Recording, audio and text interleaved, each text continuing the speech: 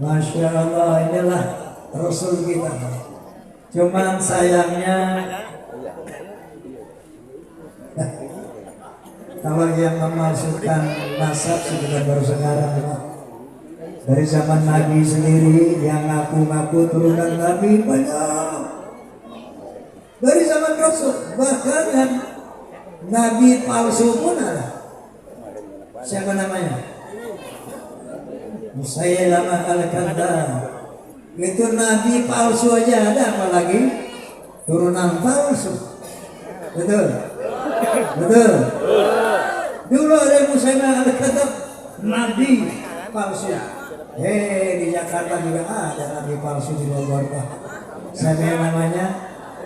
Musaddiq, Nabi palsu. Jadi Nabi aja ada yang palsu, apakah lagi keturunannya? Betul? Dan nanti untuk hal ini Gus Abbas akan lebih jelas menjelaskan. Yang pasti saya mau cerita dulu. Mulai cerita dia. Ini pengalaman pribadi. Kira-kira ketika umur saya 20 tahun. Itu berapa puluh tahun yang lalu itu. Sekarang umur saya sudah 38 nih. Salah. Umur saya sudah 78 sekarang. Ketika saya berumur 20 tahun, terjadi satu hal yang buat saya sangat mengejutkan. Saat itu saya pemuda masjid. Maka ketika saya sedang mengadakan maulid kali ini di Masjid Ar-Rahmah, Tebet Timur, Jakarta Selatan. Kalau nggak percaya, datang ke sana. Masjid Ar-Rahmah, Tebet Timur, Jakarta Selatan. Tanya, dulu Bang Haji masih kecil sudah main di sini atau enggak?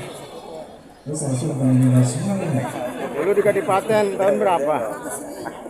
Nah ketika itu ada acara tausiah. Seorang Ba'alawi hadir ceramah lebih dulu, setelah itu baru saya. Beliau ceramah begini saat itu. Kalau ada hadir yang mabuk, yang berzina, yang berjudi, yang mencuri, yang maksiat, jangan kata apa-apa. Ya, dia orang Betawi.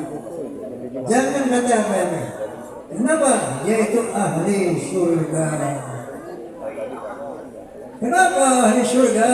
Karena kakek beliau adalah pemegang kunci surga, Rasulullah SAW.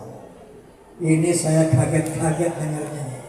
Kok selama ini di dalam pelajaran yang saya baca tentang Islam nggak ada tuh Duriah Nabi pasti masuk surga. Begitu saya giliran saya naik, saya counternya habis. Bin alafu, anak koreksi nanti. Itu ente bilang tadi turunan Nabi pasti masuk surga. Mana dalilnya dia? Ada nggak nas Qurannya? Ada enggak hadisnya? Setahu saya, qala ta'ala a'udzu billahi minasy syaithanir rajim. Bismillahirrahmanirrahim. Ya ayyuhan nas, inna khalaqnakum min dzakarin wa untha wa ja'alnakum syu'uban wa qabaila lita'arafu. Inna akramakum 'indallahi atqakum. Yang artinya, hai manusia, sesungguhnya aku telah menciptakan kamu dari seorang laki-laki dan seorang perempuan. Kemudian dari dua manusia ini aku jadikan kamu berbangsa-bangsa. Dari bangsa-bangsa itu aku jadikan kamu bersuku-suku. Contohnya Indonesia. Bangsa Indonesia dijadikan oleh Allah menjadi 700 suku bangsa. Ada Sunda, ada Jawa, Aceh, Padang, Batak, dan banyak lagi yang lainnya. Betul? Betul? Yang notabene berbeda bahasa, budaya, bahkan agama. Allah selanjutnya lita'arafu, saling mengenal. Lita'arafu, saling menghormatilah. Inna akramakum 'indallah atqakum. Sesungguhnya ketinggian derajatmu di sisi Allah adalah takwamu, bukan dari mana bangsamu, bukan dari mana nasabmu, tetapi takwamu lah yang akan membawa kamu pada kemuliaan di sisi Allah Subhanahu wa taala.